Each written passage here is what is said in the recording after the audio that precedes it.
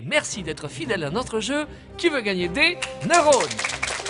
Alors aujourd'hui, nous sommes en compagnie de Jeanne et Lindsay du centre de loisirs de la rue de Romainville à Paris dans le 19e. Alors on les encourage.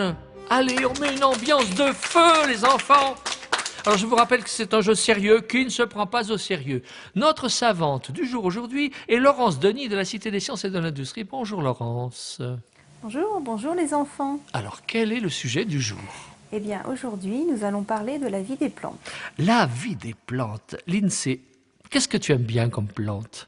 Les rosiers, les châtaigniers, les pins, les marronniers, les jonquilles et les coquelicots. Mais tu aimes plein de choses, Lindsay.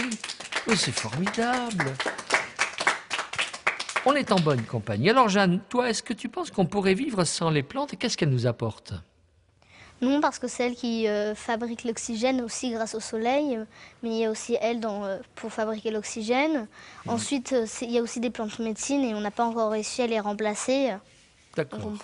On n'aurait plus d'air pour vivre, en plus on n'aurait plus de certains médicaments.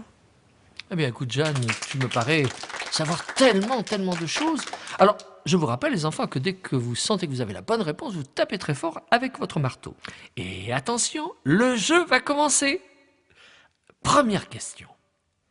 Quelle est la différence entre une plante et un animal? Quelle est la différence entre une plante et un animal?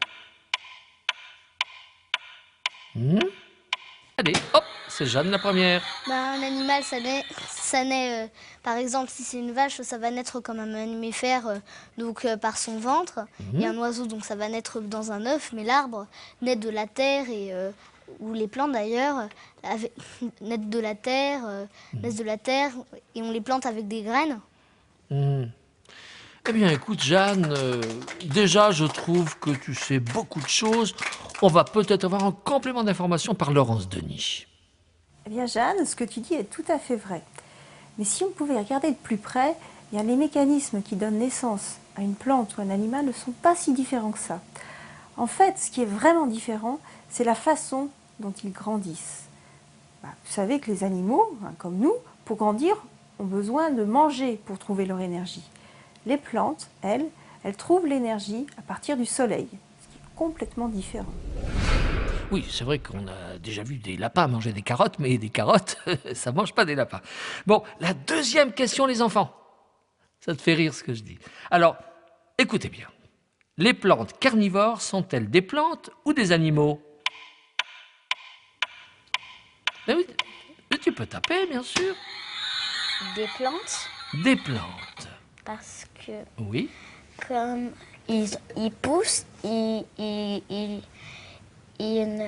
vont pas chercher leur nourriture. Oui.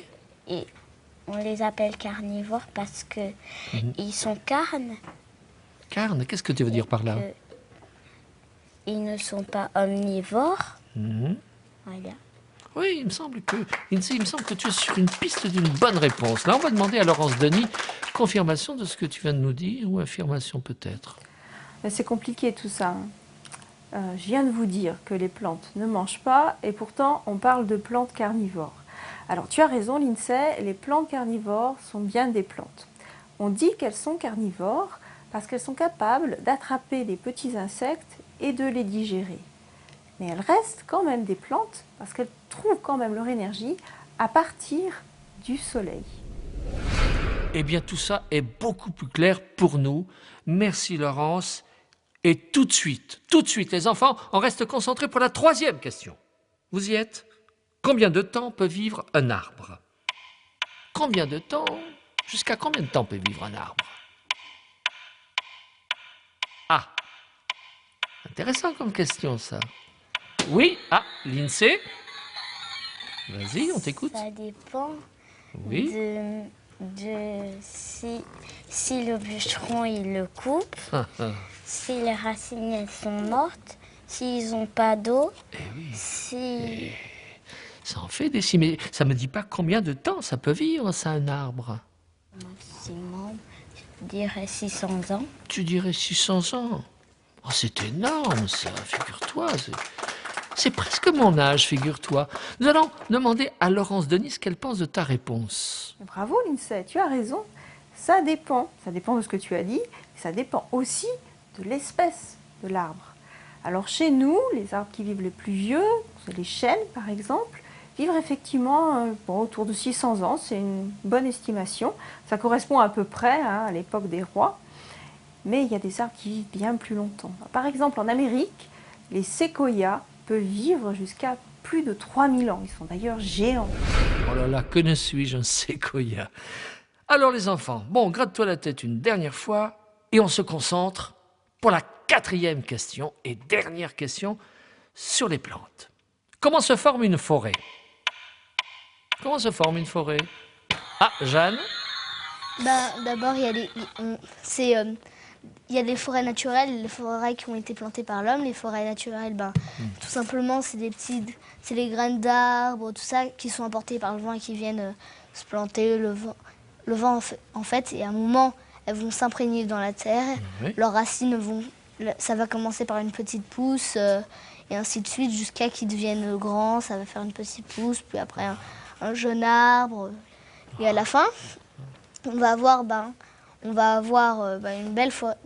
forêt qui se dresse devant nous, et les forêts qui sont plantées par l'homme, c'est tout simplement des gens qui plantent des graines et qui viennent les arroser, qui viennent les arroser, les cultiver, enlever les mauvaises herbes, voilà. Eh bien, tu sais que tu as impressionné ton auditoire. Eh bien, est-ce que c'est tout à fait la bonne réponse? Demandons à Laurence Denis. C'est très intéressant ce que tu nous dis, Jeanne. Effectivement, il y a les forêts naturelles et les forêts artificielles. Mais alors pour les forêts naturelles, on ne commence pas tout de suite par un arbre qui germe. Les premières plantes à arriver, ce sont les herbes. Puis ensuite, il y a les arbustes, puis les petits arbres, puis les grands arbres. Pourquoi cela? Parce que les arbres ont besoin d'être protégés pour pouvoir germer. C'est ce qui explique aussi qu'il faut beaucoup de temps pour construire une forêt naturelle.